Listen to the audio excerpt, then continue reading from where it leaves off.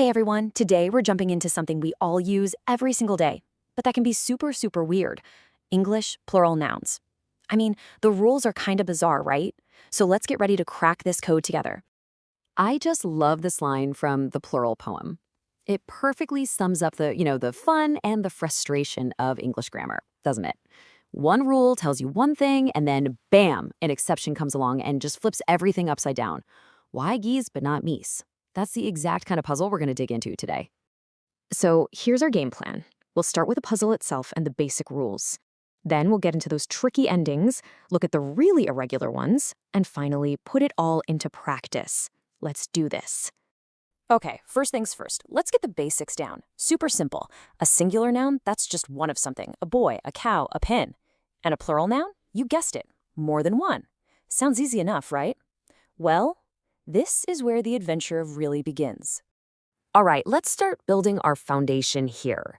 And the good news is, most English nouns actually follow some pretty simple rules. So we're going to start with the most common one of all. Okay, rule number one. This is the one we all learn in grade school, and honestly, for good reason. For a ton of English nouns, all you gotta do is slap an S on the end. That's it. I mean, think about it, right? One balloon becomes balloons. One hat, hats. It's so clean, so simple. And yeah, it works a lot of the time. But what happens when it doesn't? Now this next rule is really interesting because it's all about how things sound. You know those words that end with a hissing or a buzzing sound, like S, sh, ch? Well, just adding another S would sound kind of clunky. So to make it sound better, to make it flow, we add ES. Just try saying boxes. Go on, try it. It's awkward, right? But boxes, that rolls right off the tongue. Same thing for words like beach, dish, and class. That little ES ending gives it an extra syllable that makes all the difference. Okay, you've got the basics down. Let's level up. This is where things start getting a little trickier, and honestly, where English starts to show its quirky side, especially with how certain words end. Ah, the letter Y. This one is a classic troublemaker. But there's a pattern. It all depends on the letter that comes right before it. If there's a consonant before the Y, like in army, you drop the Y and add IES. But if there's a vowel right before it, like in monkey, you just add an S. See? Once you know what to look for, it's pretty straightforward. Here's another super common pattern. For a lot of nouns that end in F or FE, you'll notice the sound kind of softens when it becomes plural. We change that sharp F sound to a V sound and add ES. So one leaf falls from a tree, but in the autumn, lots of leaves fall. But you knew this was coming, right?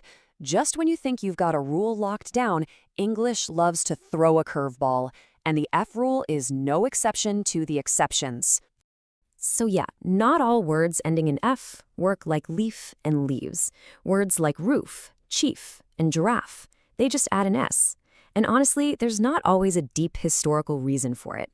A lot of these you just kind of have to remember. Welcome to English. Okay, let's move on to another tricky one. Words that end in the letter O.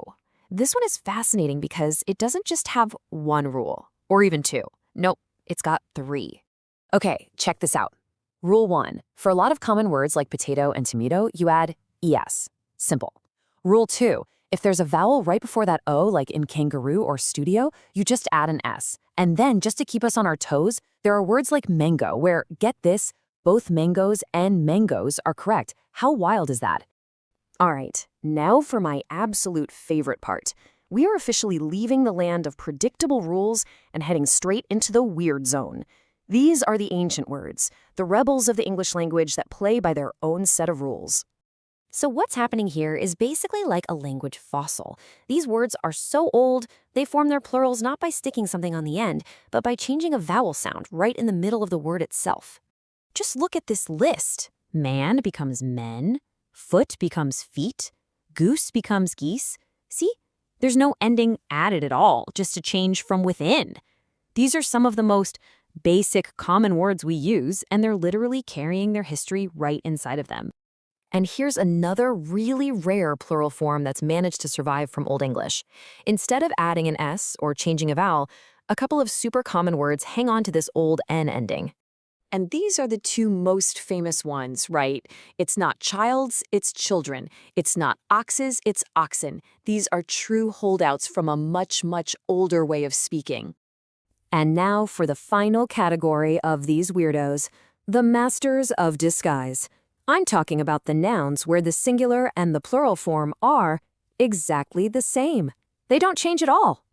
And this brings us right back to the beginning. You can have one sheep or a whole field of sheep, one deer or a herd of deer, and yep, one moose or a group of moose, which is exactly why the plural is never meese. The word just stays the same. Whew, okay, we have covered a lot of ground, from the super simple S all the way to the unchanging sheep. So now it's your turn. Let's put all this new knowledge to the test. All right, have a look at this chart here. We've got ants, children, toy, and party. Based on everything we just talked about, can you tell which ones are singular and which are plural? Go ahead and pause if you need a second to think.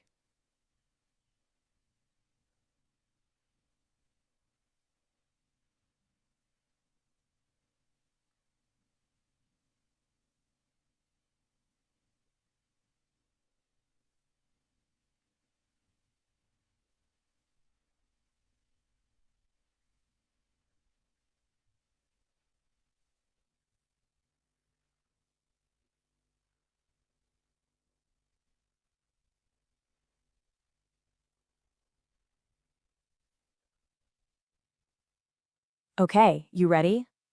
Ants and children are the plurals, and toy and party are the singulars. How'd you do? I bet you did great. You know, getting plurals right isn't just some boring grammar exercise. It's actually a huge part of communicating clearly and effectively. It just shows you're paying attention. So I'll leave you with one final thought to chew on. What's the most confusing, the most bizarre plural you've ever had to deal with? Think about it. Thanks so much for joining me.